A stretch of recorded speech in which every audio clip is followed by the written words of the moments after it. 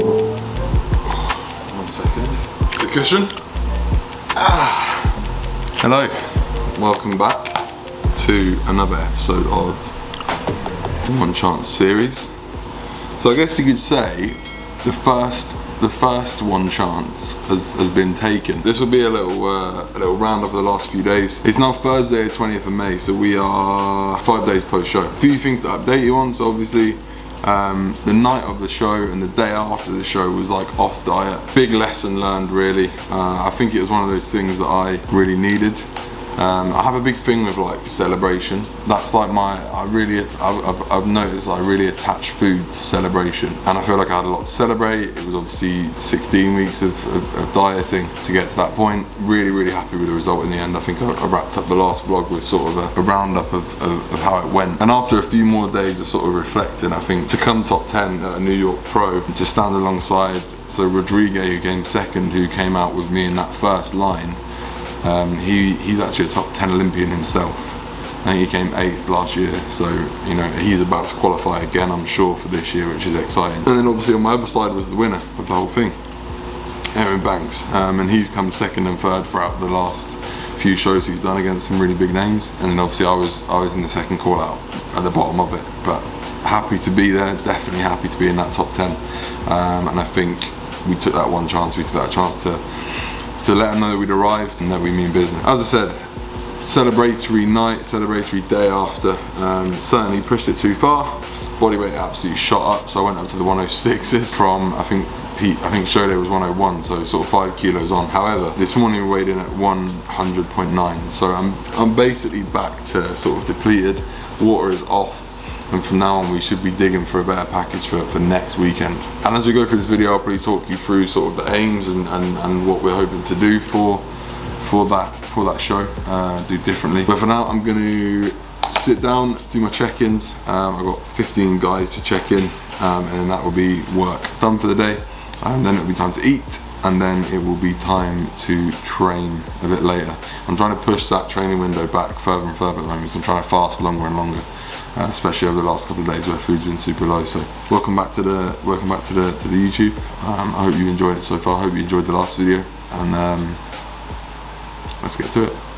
Alright, now where's this coffee I've ordered? Glenn has sent a picture of your bloody outside. They never make it. They never get it to the door because you have to get through a gate to get in. So I'm sat here like a mug thinking, where's my coffee? And it's probably gone cold now. I might have to put it in the microwave, which to me is a bit of a cardinal sin. I've ordered this Dunkin' coffee, and it's unsweetened toasted almond flavour syrup apparently. I mean, it's alright. I'm gonna put it in the microwave. I've just had feedback from Tyler Mannion, who is the vice president of the IFBB and the head judge at the show I did at the weekend, and no doubt he will be the head judge at some more shows. He said, I mean, there's two things I can't do between now and my next run of shows. So more upper chest fitness. This is always something I struggle with. I think being a tall guy, it's always going to be a struggle for me to build up that upper chest, but we will go back to work on that in the off season. And then more depth to my back. Now, I was actually happy with my back depth that we've added this off season. What I think will bring that out more, which is the third bit of feedback, is coming in tighter. So we'll come in tighter. I think, as I said, I'm going to talk about sort of condition and how I felt about it in this video as a bit of a roundup. But I think a tighter package will show off more back depth and thickness, which is what I need. So that's fine. I think the tissue's there. I think it's just a case of showing it off and being tight enough and dry enough and full enough. That holy grail combo. So yeah, we'll talk a little bit about condition when we sit down for meal 1. So I'm going to whip that up now.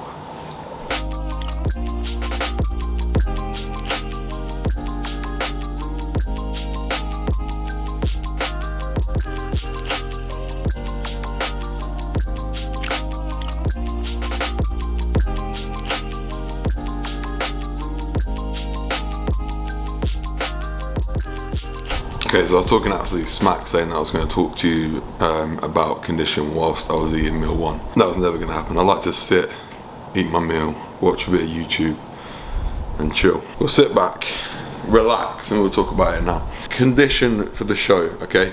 I woke up on the day of the show feeling not quite as I would have liked, and that's a real big thing for me.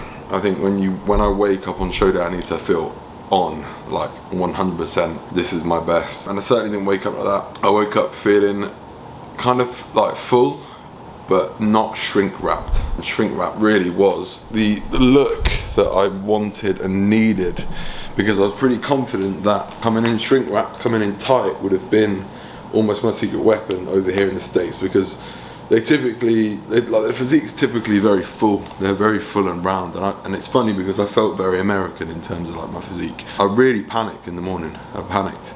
I got to the show, I did a classic thing which no one should ever do, and I'm actually usually pretty good at not doing, but it got the better of me this time. I saw someone I'll be against, doing their sort of check-in shots, and I thought, fucking hell, my midsection is nowhere near tight enough. I didn't feel my best leading in the hours leading up to the show, and I got messages back and forth with Callum about just really me just sort of stressing out about how I was looking. That can have a massive impact on the look. That can have a huge impact on the look. So that was one thing. Now, what happened later on in the day is that what was essentially going on is the blood pressure was low. I was cold in the venue.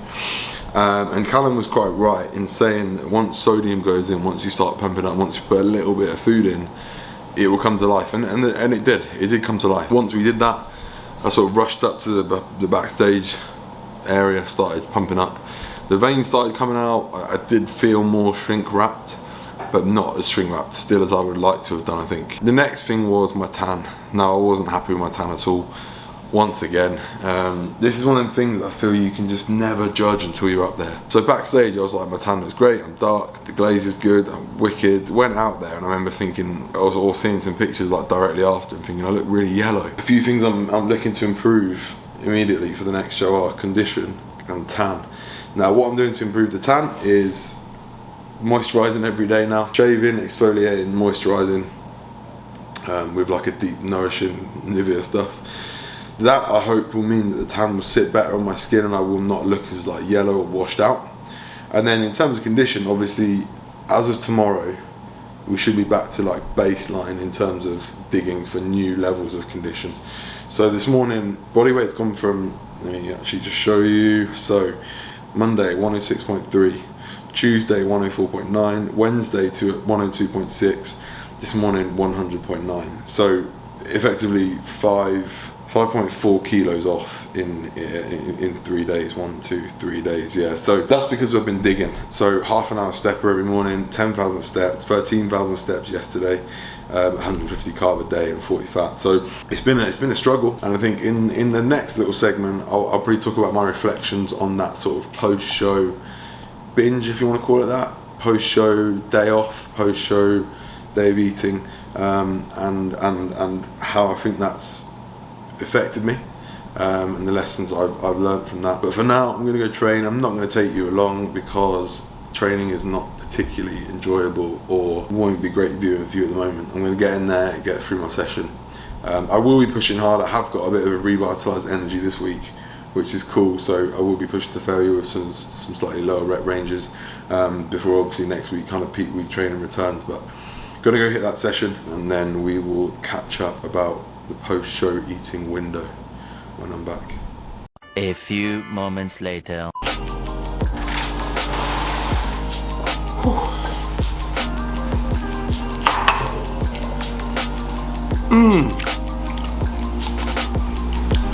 Hello, once again. Let me just straighten that up. This is dinner going in. Well, dinner part one. I managed to push training back so late that I basically had meal 4 and dinner in one, which are my two like savoury meat meals. So this would have been a chicken salad, but it's just going to be chicken with little shishito peppers, which are unreal, by the way. I've air fried the chicken too long, so it's almost like a bit crispy. Bit of it right. Bit of mustard on it, bit of low-cal, no-cal barbecue sauce. Thank you, Thomas Kunz. As you can see, gone a bit night mental in the US. Picked up a few tops. think you've seen a few of them actually in this video, which is quite cool. Is that focus? Yes, my glasses. Let me just blurt this out real quick, and then I'm gonna enjoy my dinner. So the post-show binge, the post-show, the day off diet post-show. It's one of those things I would not recommend people to do, especially if they have further shows. It is something that I think I needed after whatever it was, a 14-16 week prep. Obviously I had one slip up on that prep. I knew that I would make it back, I would claw it back from that slip up, but you know, from then on it was 9 weeks of nothing. It was 9 weeks of hard graft and a lot of stress for me to get to the point of competing. I felt, you know, it was something I wanted to celebrate, something I wanted to enjoy. So for me, personal decision, I wanted and felt I needed that day off. Did it put me in a good position? No. 4 days later though, we are back to dig in. Tomorrow, I think, will be very close to a new low weigh-in, and the day after that will probably be a new low weigh-in. And that will give us Saturday, Sunday, Monday, Tuesday, Wednesday, dig in for new condition, which at this stage, every pound, every kilo that comes off is a big deal. Would I recommend it? No, I really wouldn't. I would recommend the day of the show that you go and get an evening meal. Absolutely 100% I recommend that anyone does that, regardless of when the next show is, to be quite honest. Unless of course you are actually behind on condition on that first show, like by some way, then obviously not. But John Jewett did a really good post, I think the week after, or the day after he did the IFBB Pro, about him and his wife went out and celebrated, had a meal, etc, etc, and then he pulled it back obviously for the New York Pro and looked insane. So, you know, it can be done.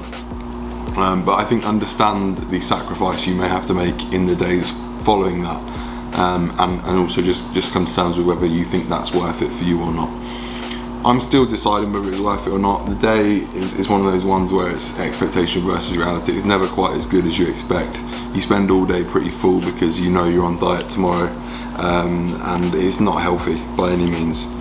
So would not recommend in the grand scheme of things. But in my circumstance, I think it's something I needed, it's something I wanted. And also it was a big lesson, because now after, you know, I'm not going to do that after the next show or the next show or the next show. The next time we have a full day off diet will be if there's a really long break between shows, or when this is done. So there you go. I'm going to wrap this up here. That is my post-show recap. All in all, as I said at the end of the last one, very, very happy with what we took to the New York Pro. Very happy with the result. Areas to improve, absolutely. Know what I need to do, absolutely. Peace out. Thank you for the support. Let's get into dinner.